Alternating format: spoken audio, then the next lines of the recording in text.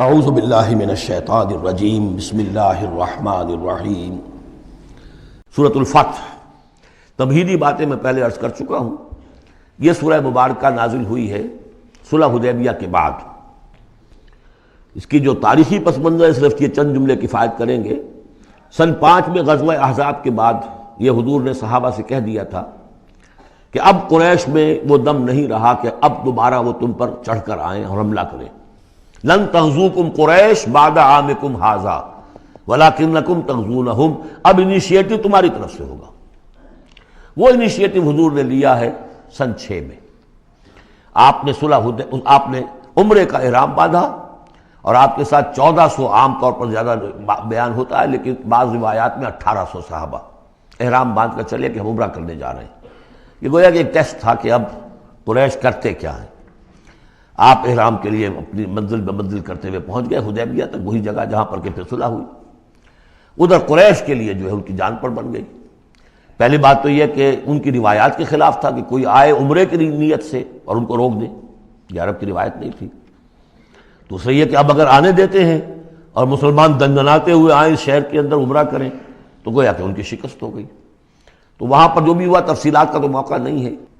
ایک طرف تو وہ تلے ہوئے تھے کہ جنگ کریں گے، اور جب حضرت عثمان کو حضور نے بھیجا ہے کچھ سلسلہ جنبانی کے لیے، وہاں ان کو روک لیا گیا، خبر مشہور ہو گئی کہ انہیں شہید کر دیا گیا۔ پھر حضور نے بیعت لی، وہ بیعت علی الموت کہلاتی ہے، بیعت علی لا نفر یا بیعت علی الموت، اور اس کا نام ہے بیعت رضوان۔ ایک درخت کے نیچے آپ تشریف فرما ہوئے اور سب نے آ کر آپ سے بیعت کی کہ اب یہاں جانیں دے دیں گے اپنی، سب ہم یہاں پر مرنے کے لیے تیار ہیں، جانیں قربان کر دیں گے، یہاں سے واپس نہیں جائیں گے۔ جب وہاں یہ خبریں پہنچی اور انہوں نے کچھ اور اندازہ کر لیا تھا کہ یہ تو بڑے سرفرے لوگ معلوم ہو رہے ہیں، ان میں سے کوئی جو ہے بھاگنے والا نظر نہیں آتا یہاں سے، تو پھر یہ ہے کہ وہ مجبور ہو گئے کہ اب کو صلح کریں۔ پھر صلح ہوئی، صلح حدیبیہ، لیکن وہ بڑی ان ایکول صلح تھی۔ اس میں مسلمانوں کے لیے ہیوملیشن تھی، اس لیے کہ یہ طے کر لیا گیا اس میں کہ اگر کوئی مسلمان مدینے سے واپس آئے مکے تو اسے مکے والے واپس نہیں کریں گے، لیکن اگر کوئی مکے سے مدینے جائے گا تو واپس کرنا ہوگا۔ اور وہاں پر ہو بھی یہ گیا۔ ابو جندل صحابی تھے جن کو کہ اسی نے جو کہ وہاں سے صلح کے لیے گفت و شنید کرنے کے لیے آیا تھا، سہیل بن عمرو، اس کا ہی بیٹا عین اس وقت وہ پہنچ گیا، لیکن صلح کے وہ کاغذات لکھے جا چکے تھے۔ اس نے معاملہ بچایا، مسلمانوں مجھے پھر قصائیوں کے حوالے کر رہے۔ حضور نے فرمایا کہ اب ابو جندل تم صبر کرو، جو وعدہ ہم کر چکے ہیں ہمیں اس کی پابندی کرنی ہے۔ بہرحال اس کو حضور نے، اگرچہ صحابہ تو اس درجے دلگیر تھے کہ ہم یہ دم کر صلح کیوں کر رہے ہیں۔ حضرت عمر رضی اللہ تعالیٰ عنہ سے تو بہرحال یہ بھی کہہ دیجئے کہ زیادہ قرب جو انہیں حاصل تھا حضور سے، اس کی بنا پر ان کی یہ ہمت ہو گئی کہ آپ نے وہ سوال جواب بھی کر لیا جس پر آپ پھر ساری عمر پچھتاتے رہے۔ کہ آپ نے پوچھا کہ کیا ہم حق پر نہیں ہیں؟ حضور نے فرمایا ہاں ہم حق پر ہیں۔ کیا آپ اللہ کے رسول نہیں ہیں؟ آپ نے مسکرا کر جواب دیا ہاں میں اللہ کا رسول ہوں۔ تو پھر ہم یہ کیوں دم کر صلح کر رہے ہیں؟ آپ نے فرمایا کہ میں وہی کر رہا ہوں جو اللہ نے مجھے حکم دیا۔ بس اتنی سی بات تھی جس پر ساری عمر پچھتائے۔ لیکن یہ بات حضرت علی نے بھی کر دی اس درجے میں کہ جب وہ صلح نامہ لکھا گیا، حضور ڈکٹیٹ کرا رہے تھے، حضرت علی کاتب تھے، لکھ رہے تھے، تو اب حضور نے فرمایا یہ صلح نامہ ہے، لکھو محمد رسول اللہ اور قریش کے مابین۔ وہ سہیل بن عمرو نے اعتراض کر دیا کہ نہیں، یہ اگر ہم اس میں لکھیں گے ظاہر بات ہے صلح نامے پر تو دونوں فریقوں کے دستخط ہوتے ہیں، تو میں دستخط کروں گا تو میں تو آپ کو اللہ کا رسول نہیں مانتا، ورنہ اس عبارت کی روح سے جب اس کے نیچے میرا بھی دستخط آئیں گے تو گویا میں نے مان لیا۔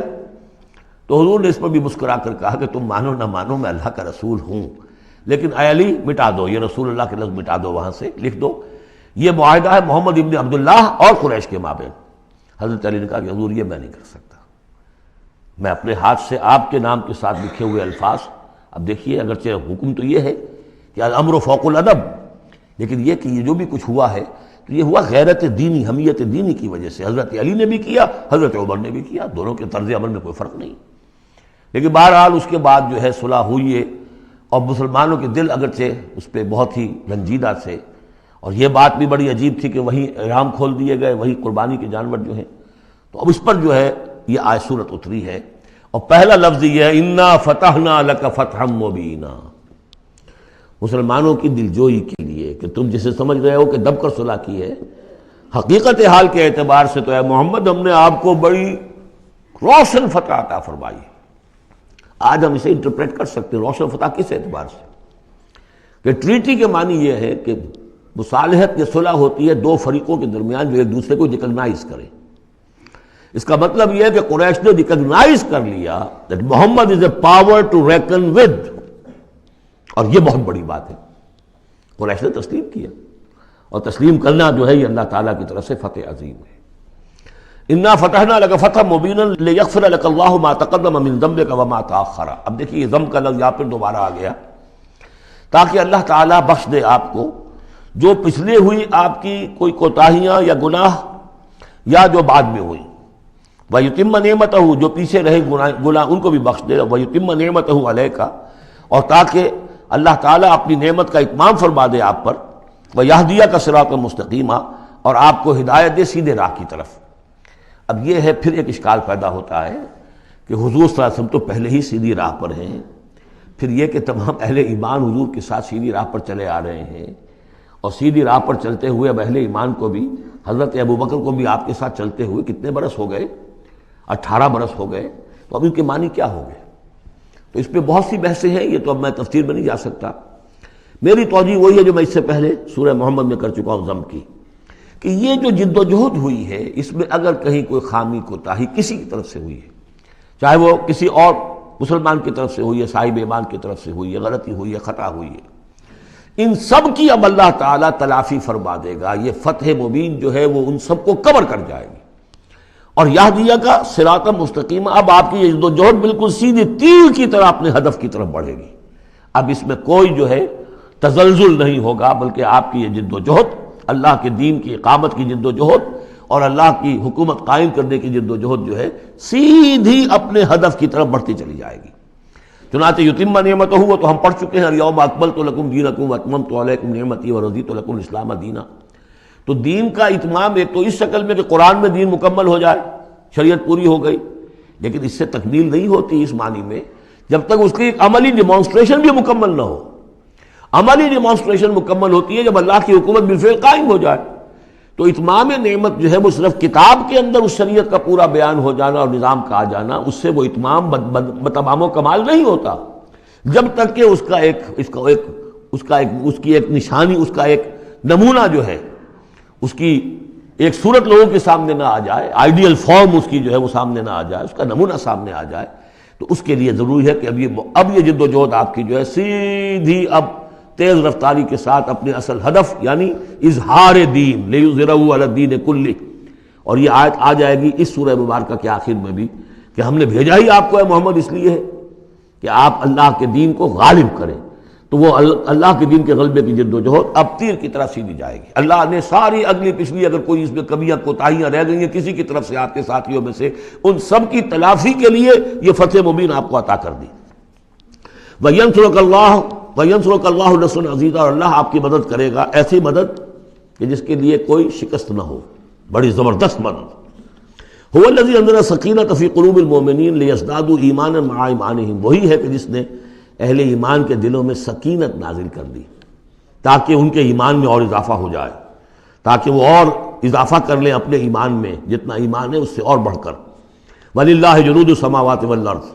اب ظاہر بات ہے کہ اس میں ایک تو کیفیت یہ تھی کہ جو انہیں سکون حاصل تھا کہ وہ تیار تھے سب اپنی جانیں دینے کے لیے، اس کے لیے بھی ایک سکون قلب کے اندر اللہ تعالیٰ نے ان کے پیدا کیا تھا، تبھی تو وہ اس کے لیے آمادہ ہوئے.